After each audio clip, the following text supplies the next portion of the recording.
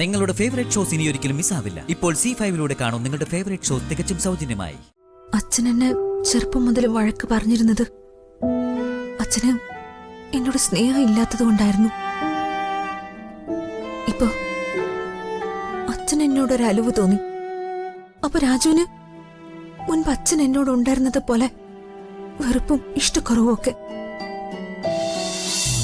അത് മോളെ, ചെലപ്പോ വേണുവേട്ടൻ ഇങ്ങനെയാ, പരസ്പര ബന്ധമില്ലാതെ എന്തെങ്കിലുമൊക്കെ പറയും. ആ അംബിക മാഡത്തിനും ദീപകിനെ കുറിച്ച് പറയുമ്പോഴേ വേണുവേട്ടന് കലി കയറും.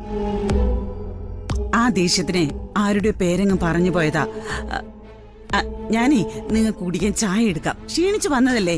മടി രാധമ്മ,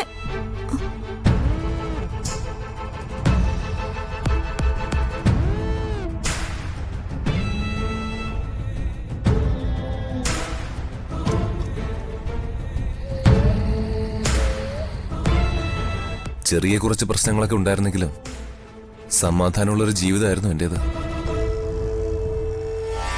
ഇതിപ്പോ ഒരു ഞാണുമേ കളിയായല്ലോ ഈശ്വര. അതെന്താ രാജു അങ്ങനെ പറഞ്ഞത്? രാജു പറയുന്ന കേട്ടാ തോന്നൂലോ ഞാൻ രാജുവിന്റെ ജീവിതത്തിൽ വന്നതിന് ശേഷം രാജുവിന് ദുരിതമാണെന്ന്. അതിലെന്താ ഇത്ര സംശയം? എന്താ പറഞ്ഞേ? എന്റെ പൊന്നോ, ഞാൻ ഒന്നും പറഞ്ഞില്ലേ. ഇനി വെറുതെ ആദ്യം പിടിച്ച് തൂങ്ങല്ലേ. രാജുവിന്റെ മനസ്സിൽ എന്താണെന്ന് എനിക്ക് നന്നായിട്ട് അറിയാം. രാജുവിന്റെ മട്ടും ഭാവം കണ്ടാ തോന്നും രാജു മാത്രമാണ് കഷ്ടപ്പെടുന്നതെന്നും ബുദ്ധിമുട്ടുന്നതെന്നും. ദിവ്യയുടെ കാര്യത്തിലെ രാജു മാത്രല്ല, ഞാൻ ഒരുപാട് ടെൻഷൻ അടിച്ചു. എനിക്കും ആ കാര്യത്തിൽ നല്ല ബുദ്ധിമുട്ടുണ്ട്. ഇന്ന് കുഞ്ഞിനെയും വഴിയിൽ ഉപേക്ഷിച്ച് ദിവ്യ എന്തെങ്കിലും ബുദ്ധിമോശം കാണിച്ചിരുന്നെങ്കിലേ അത് ഏറ്റവും കൂടുതൽ ബാധിക്കുന്നത് നമ്മളെ രണ്ടുപേരെ ആയിരിക്കും. ദിവ്യയുടെ അമ്മയെ കരുവാക്കി ദീപക് അങ്ങനെ ഒരു കളി കളിക്കുമെന്ന് ഞാൻ വിചാരിച്ചില്ല. അവിടെ എനിക്ക് തെറ്റുപറ്റിയത്. ഇനി പറഞ്ഞിട്ട് എന്താ കാര്യം? എല്ലാം തുടക്കത്തിൽ തന്നെ പരിഹരിക്കാൻ പറ്റുന്നതായിരുന്നല്ലോ. അന്ന് ഞാൻ ആക്സിഡന്റ് ആയി കിടക്കാണെന്ന് പോലും നോക്കാതെ ആ DNA പേപ്പർ മാഡം എടുത്തങ്ങ് മാറ്റി. അന്ന് അങ്ങനെ ചെയ്തില്ലായിരുന്നെങ്കിൽ തുടക്കത്തിൽ തന്നെ ദിവ്യയുടെ കുഞ്ഞ് ദീപകിന്റെ ആണെന്ന് തെളിഞ്ഞാനെ.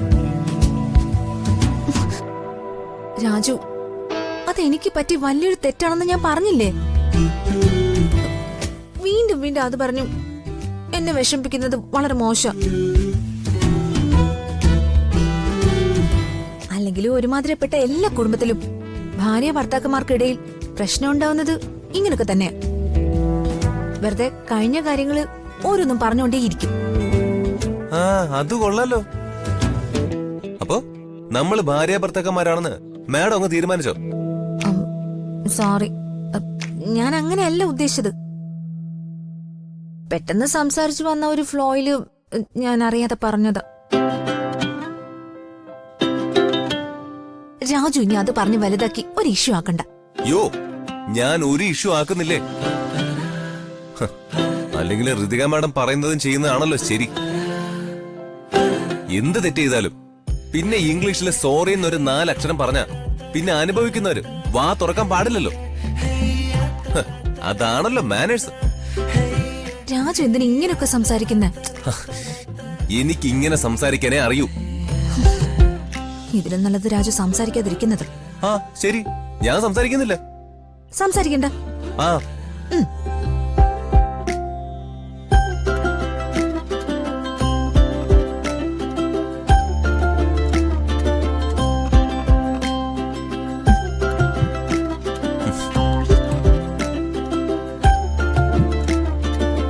എനിക്ക് ഉറങ്ങണം. അതിന് ഞാൻ പറഞ്ഞില്ലല്ലോ ഉറങ്ങണ്ടെന്ന്. അതല്ല, രാജു കട്ടിലിൽ നിന്ന് എഴുന്നേറ്റാലല്ലേ എനിക്ക് ഉറങ്ങാൻ പറ്റൂ. ഓ, അതങ്ങനെ ഈ സ്വഭാവം കൊണ്ടോ വർമ്മ സാറ് ചീത്ത പറഞ്ഞോണ്ടിരിക്കുന്ന? എന്താ പറഞ്ഞ? ഞാൻ അങ്ങോട്ടൊന്നും പറഞ്ഞില്ല. ഇത് കുറച്ച് കൂടുന്നുണ്ട് കേട്ടോ രാജു. രാജു എന്നെ വിഷമിപ്പിക്കണമെന്ന് മനപ്പൂർവ്വം തീരുമാനിച്ചിരിക്കല്ലേ? എനിക്കിവിടെ ആരെയും വിഷമിപ്പിക്കൊന്നും വേണ്ട. ഇവിടെ എന്റെ വിഷമം ആരോട് പറയാൻ ആലോചിച്ചോണ്ടിരിക്കാൻ ഞാൻ. അപ്പോഴും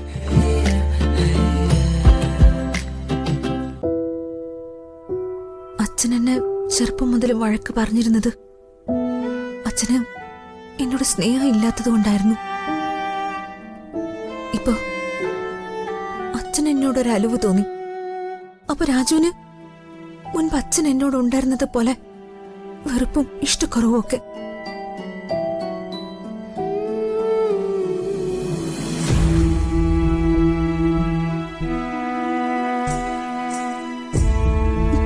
പണ്ടൊക്കെ എന്റെ കണ്ണൊന്ന് നിറഞ്ഞ എന്നെ ആശ്വസിപ്പിക്കാനും എനിക്ക് നീ മാത്രമേ ഉണ്ടായിരുന്നുള്ളൂ രാജു.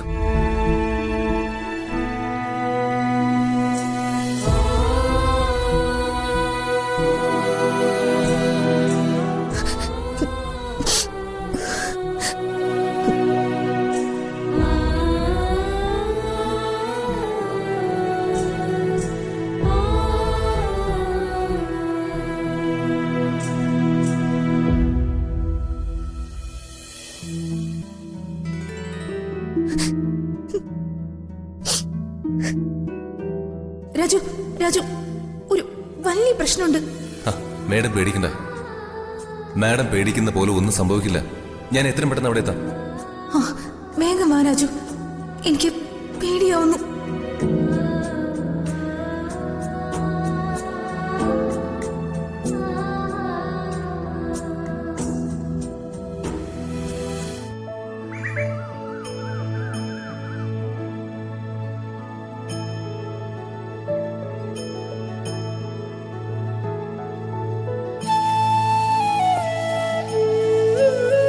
രാജു, ചായ. ആ, അവിടെ എങ്ങനെ വെച്ചേക്ക്. ഞാൻ ആവശ്യമുള്ളപ്പോ കുടിച്ചോളാം. അപ്പോഴേക്കും ചായ തണുത്തു പോവില്ലേ? സാരമില്ല, എനിക്ക് തണുത്ത ചായ ഇഷ്ടം. ഞാൻ ചായ കൊണ്ടുവന്നതുകൊണ്ടാണോ ഇത്ര ദേഷ്യം? എനിക്ക് ആരോടും ഒരു ദേഷ്യമില്ല. എനിക്ക് ചായ ആവശ്യമുള്ളപ്പോ ഞാൻ അമ്മയോട് ചോദിക്കും. അതാ എന്റെ ശീലം. കഷ്ടമുണ്ട് കേട്ടോ രാജു. ഞാൻ രാജുവിന് വേണ്ടി ഉണ്ടാക്കിയ ചായ. ഞാൻ മാഡത്തിനോട് ചായ ചോദിച്ചോ? ഇല്ലല്ലോ. മാഡം ഉണ്ടാക്കിയ ചായ ആണെങ്കിൽ മാഡം കുടിച്ചോ. അപ്പൊ പ്രശ്നം തീരുമല്ലോ. രാജു, നീ എന്തിനാ രാവിലെ മോളോട് ദേഷ്യപ്പെടുന്നത്?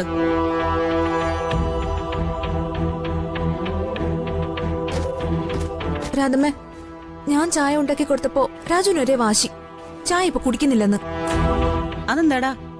ഋതിക മോൾ നിനക്ക് അന്യാണോ ചായ കൊണ്ടുവരുമ്പോ കുടിക്കാതിരിക്കാൻ? അല്ല പിന്നെ, ഇതൊക്കെ വീടുകളിൽ പതിവുള്ളതാ. രാവിലെ ഭാര്യമാര് ഭർത്താക്കന്മാർക്ക് ചായ കൊണ്ട് കൊടുക്കുന്നത്. അതിന് എനിക്കിപ്പോ ചായ വേണ്ട, അത്ര തന്നെ. എടാ, മോള് സ്നേഹത്തോടൊരു ചായ കൊണ്ടുവരുമ്പോഴേ അത് നിഷേധിക്കുന്നത് അത്ര വലിയ ആണത്തരമൊന്നും അല്ല. ഞാനേ നിന്റെ അച്ഛന് ദിവസം രാവിലെ ചായ ഉണ്ടാക്കി കൊടുക്കാറുണ്ടല്ലോ. എന്നിട്ട് ഇത്രയും നാളിന്റെ ഇടയിൽ ഒരു ദിവസം പോലും അത് കുടിക്കാതിരിക്കുകയോ എന്നോട് ദേഷ്യപ്പെടുകയോ ചെയ്തിട്ടില്ല.